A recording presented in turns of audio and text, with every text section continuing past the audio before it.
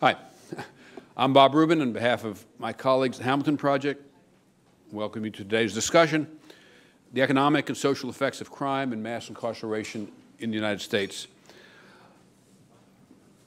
Let me say a word or two about the Hamilton Project before we get into the program itself. About 8, 9 years ago, I think it was, a group of us who cared deeply about public policy got together to create an organization to support policy development and to attempt to contribute to the seriousness of discussion about economic policy. The Hamilton Project is not an institution. It is a small partnership of policy experts, of academics, of practitioners, business leaders, organized as an advisory council. We support market-based economics, but we believe equally in the role of government, in a strong role for government, in meeting the many purposes for economic success that markets by their very nature will not meet. We believe the objectives of economic policy should be growth, broad-based sharing and participation in the benefits of growth, and economic security.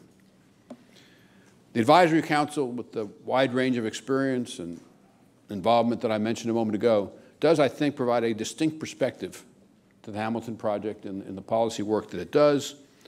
Our policy papers are commissioned from leading experts around the country and are then subject to rigorous peer review. Our program today focuses on mass incarceration and on interventions to reduce the engagement of younger people in counterproductive activity. Let me make one personal comment. The first thing I did after I left Treasury was to become chairman of the board of something called LISC, Local Initiative Support Corporation.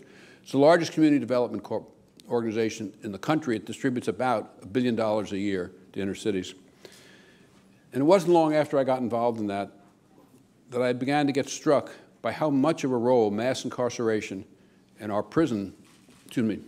sentencing regime was having on poverty, on recidivism, and on conditions in inner cities. And it is that experience that, while I'm certainly no expert in any of these areas, got me to care so deeply about these issues. I believe that our current policy regime with respect to incarceration and the paucity of interventions to try to prevent people from getting involved in counterproductive behavior is socially and economically counterproductive, socially and economically destructive, and with respect to incarceration, deeply unjust in many cases. These matters are almost always discussed in social or moral terms, but they are critical economic issues. Our purpose today is to try to focus on a better understanding of these economic dimensions. We believe that a better understanding of these economic dimensions will lead to better policymaking and to better policy-making decisions. While there are a number of institutions that work actively on these issues from a criminal justice perspective, we felt that bringing the Hamilton Project Forum, the Hamilton Project platform, to bear on these issues could help to contribute to or help promote a broader understanding of the tremendous social costs that are involved in our current policy regime and the terrible losses of productivity. So that this really is a very important economic issue to all of us, no matter where we may live or what our incomes may be. And that, in turn, if more broadly understood, could help create support for change. There's a document in your materials called 10 Economic Facts About Crime and Incarceration in the United States. I'd strongly recommend you read it. The facts tell, both individually and then as a cumulative narrative, a powerful and I think deeply troubling story about the unnecessary and serious harm that derives from our present policy, regime, and the imperative for reform.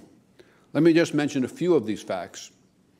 The incarceration rate in the United States is 6 times the typical country in the OECD,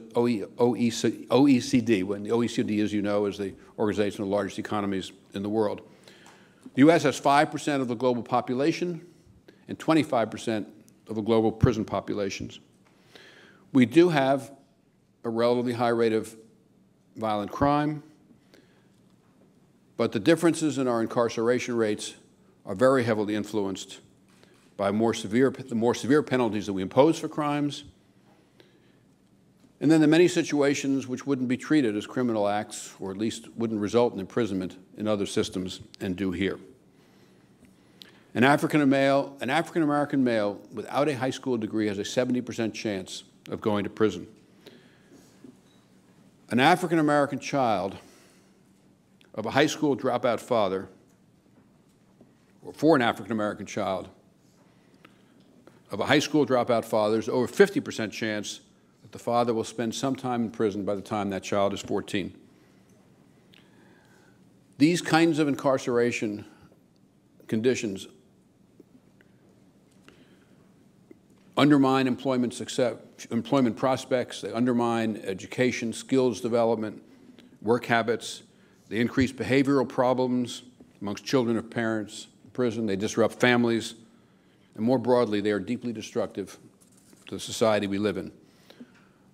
Moreover, and I'm about to mention a subject we discussed 4 or 5 years ago in a Hamilton Project event of this kind, but we won't be touching on today, there are about 700,000 individuals released every year from prison. And we not only provide, for the most part, minimal assistance in helping these people reintegrate into society, but in many cases, we create serious impediments to successful reintegration. I was just discussing with one of the people here a business that she's involved in which there's an immensely strong bias against hiring people with a prison record. There was an article the other day about a company, and I think just settled a lawsuit with the, I believe it was Justice Department, but anyway, with somebody or other. And this company had a rule against hiring people who had been in prison. Analysis of the economic dimensions of incarceration, of intervention, in my judgment, should be conducted in the context of a cost-benefit analysis. And the costs include not just the cost of imprisonment, but, and I suspect these numbers may be very much larger than the simple cost, I shouldn't say simple, than the cost of imprisonment, but the multiple collateral costs that are almost surely exceedingly large, including some that I've already referred to, the effects on job prospects, the effects on future lives, younger people get caught up in the criminal justice system, the disruption of families, and so much else. Unfortunately, there's been very little quantitative work done on this cost-benefit question, and maybe it doesn't lend itself to quantitative work, but it does seem to me that it would greatly benefit from quantitative work, and hopefully more will be done. There is some, and there is some reference to that in the data in our material. But even without the quantitative work, if you have any exposure, and I think most of you who are here probably do have exposure, to the kinds of issues we're talking about, I think it's clear that the effects, the adverse effects of all of this are enormous. Despite all of the difficulties that exist politically in trying to deal with these issues, and to some extent the reason for this session today was the thought that by bringing the Hamilton Project's economic forum to bear on this question, we might be able to make some contribution to increasing awareness of the economic issues and thereby, as I said earlier a few moments ago, increase support for change. Despite these very significant difficulties, there is change taking place. There are states, there are cities, there are counties that have made real changes, and there are some changes that have taken place at the federal level and others that are being pursued. That takes us to today's program. We have a terrific, terrific group of panelists, as you're about to find out. And I look forward to what I think will be highly interesting, but also in some ways much more importantly, informative and thoughtful and insightful discussions. In accordance with the practice of the Hamilton Project, I will introduce the members of the panels, but I won't recite from their resumes. They're in your material. The two senators who are to be with us, and I think it'll be much commended for taking on this politically difficult subject, and also for working across party lines in a Congress where that is not particularly common at the present moment, are not going to be with us today, unfortunately. There's a vote been called in the Senate, and so they will be voting, which is what senators are supposed to do, though we will very much miss them. And as I say, I think they really should be commended. This is a politically very difficult issue, and it's also very difficult in today's environment to work as they are doing across party lines. Our first panel is a new approach to reducing incarceration while maintaining low rates of crime. The panel starts with a paper written by Stephen Raphael, Professor of Public Policy, University of California, Berkeley, and Michael Stoll, Professor and Chair of Public Policy, School of Public Affairs, University of California, Los Angeles.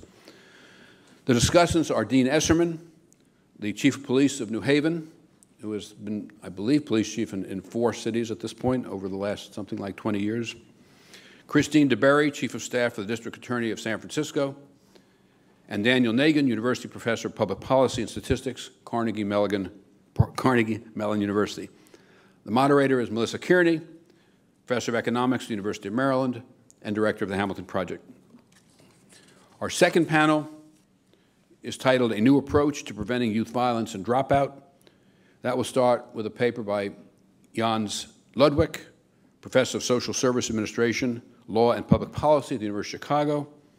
The discussants are Elizabeth Glazer, Director, Office of Criminal Justice for Mayor Bill de Blasio, New York City. Robert Listenby, Administrator, Office of Juvenile Justice and Delinquency Prevention, U.S. Department of Justice. And Lawrence Steinberg, Distinguished Professor, Temple University. The moderator will be Jim Tankersley, the Economic Policy Correspondent for the Washington Post. Let me close by thanking 3 individuals who developed the intellectual construct for today's program and have brought all this together. Melissa Kearney, I've already mentioned, our director, Karen Anderson, the managing director of the Hamilton Project, and Ben Harris, the policy director of the Hamilton Project. Let me also say, as always, that we have an enormously talented staff at the Hamilton Project, and without them, none of the work that we get done would happen. Thank you all very much. Melissa, the podium is yours.